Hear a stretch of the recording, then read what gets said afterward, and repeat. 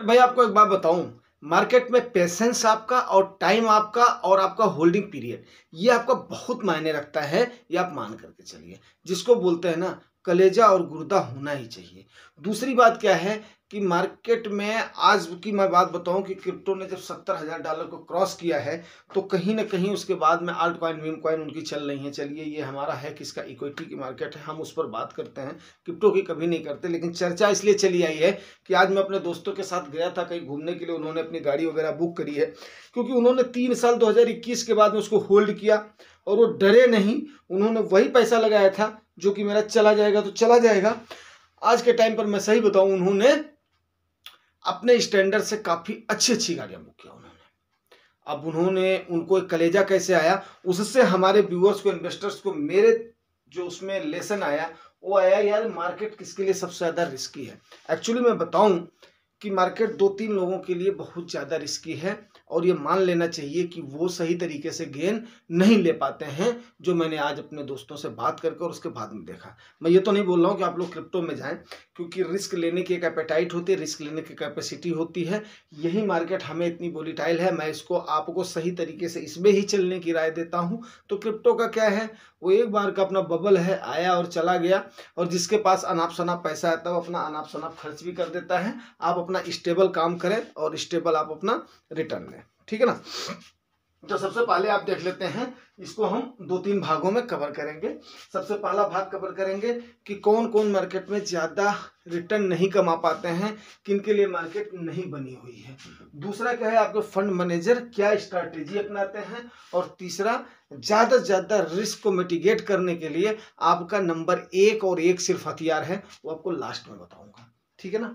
तो सबसे पहली चीज़ क्या है कि 3 कैटेगरी के लोग मार्केट में फ़ायदा नहीं उठा पाते हैं, जो कि फोमो का शिकार हो जाते हैं। फोमो मतलब होता है fear of missing out. Fear of missing out को आप ये बोलेंगे, मैं इसको इन द सेंस आपको समझाऊं कि उस कैटेगरी के लोग जिनको ये लगता है यार मेरी रैली मिस हो गई। रैली कहीं नहीं गई है, मार्केट आपको फिर चांस देगी। रैली कहीं नहीं गई है, एसआईपी रूट का सहारा लो और लमसम आप वहां पर करो। दूसरी कैटेगरी के वो लोग होते हैं, इसी में आ जाते हैं फोमो में, जो थोड़ा सा उस नेचर के होते हैं। उनको हम प्राउडी भी नहीं बोल सकते, उनको हम प्राउड भी नहीं बोल सकते, लेकिन उनका जो एटीट्यूड होता है ना, वो यूपी वाला एटीट्यूड होता है। अरे यार हम तो यूपी वाले हैं, हम तो फलाने भैया के खानदान के हैं, हम तो सूर्यवंशी हैं, हम तो चंद्रवंशी हैं, हम तो ये वंशी हैं, हम तो इसके हैं उसके हैं। ये लो भाई, डाला और उठा करके डाल दिया का भाई राइज मार्केट में, वो कभी गेन ऑन नहीं ले पाते, नहीं मतलब उनको ज्यादा टाइम देना पड़ता है। फिर क्या होता है, वो फड के शिकार हो जाते हैं। फड का क्या है, जो गिरावट देख करके भाग जाते हैं। अरे थोड़ी सी गिरावट देखी और यही लोग क्या करेंगे, फड के शिकार हो जाए। फड मतलब फियर, अनसर्टेनिटी, डाउट के हो जाते हैं। तो ये भी मार्केट से सही तरीके का रिस्क, सही तरीके का गेन नहीं ले पाते हैं। दूसरे तरीके के वो होते हैं जो कि जैसे ऊंचाई और पानी से उनको बहुत डर लगता है। उस कैटेगरी के लोग, चाहे वो घुटने बराबर ही पानी रहेगा ना, लेकिन थोड़ा सा अगर वो पानी थोड़ा ज्यादा एरिया में है तो उनको लगता है मैं डूब जाऊंगा। थोड़ी सी भी ऊंचाई है तो उनको लगता है मैं यहाँ से गिरूंगा तो उसके बाद मेरे हाथ पैर टूट जाएंगे, जबकि वहां से उनको कुछ नहीं होगा। ना तो डूबे, घुटने बराबर पानी में कौन डूबता है। तो इस ना ना भैया, ना ना ना ना ना बड़ा है, वो भी नहीं कमा पाते हैं, ठीक है ना। तो रिस्क इन सबके लिए है। इन्होंने बोला मैं रिस्क नहीं लूंगा, रिस्क ना लेना भी सबसे बड़ा रिस्क है दोस्त, ये मान करके चलो आप, ठीक है ना। दूसरा, आपका फंड मैनेजर क्या क्या स्ट्रैटेजी अपनाता है।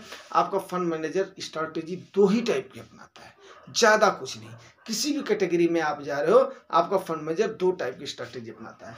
पहला, वो value oriented fund share choose करता है। दूसरा, आपका ग्रोथ ओरिएंटेड शेयर चूज करता है। वैल्यू ओरिएंटेड शेयर वो होता है जो कि सस्ता होता है और उसमें ग्रोथ के चांसेस होते हैं, उसमें ग्रोथ आपको जल्दी दिखता है।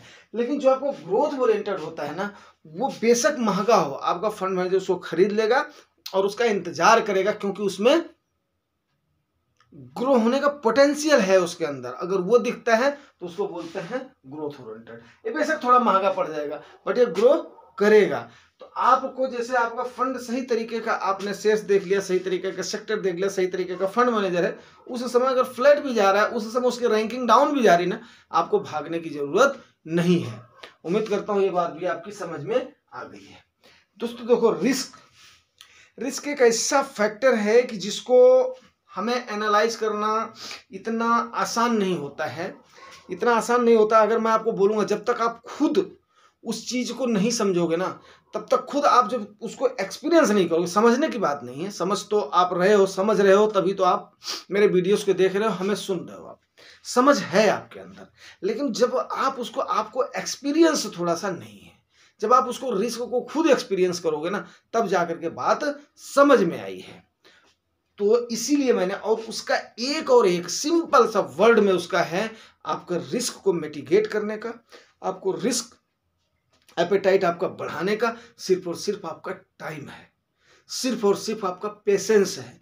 आप अगर ये दो चीज़ें, टाइम और पेशेंस आपके अंदर है, तो कमाई आपकी कोई रोक ही नहीं सकता है, अमीरी आपकी कोई रोक ही नहीं सकता है। और मैंने आप लोगों से कितना मांगा है? सिर्फ और सिर्फ आपका 1 डिकेड मांगा है। जब आपका रिस्क क्या हो जाएगा? जीरो हो जाएगा, जीरो हो जाएगा मेरे दोस्तों।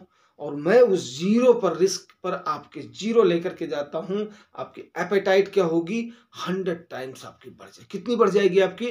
100 टाइम्स बढ़ जाएगी। उम्मीद करता हूं आप अपने रिस्क को जीरो करने में और अपने एपेटाइट को 100 करने में मेरी मदद करेंगे। अपनी मदद तो छोड़ दीजिए, आप मेरी मदद करेंगे। किस चीज़ का? क्योंकि आप मेरे व्यूअर हैं, आप मेरे सब्सक्राइबर हैं। अगर जानकारी अच्छी लगी दोस्तों तो रिवार्ड जरूर करना। रिवार्ड आपको पता है, like share subscribe. Thank you.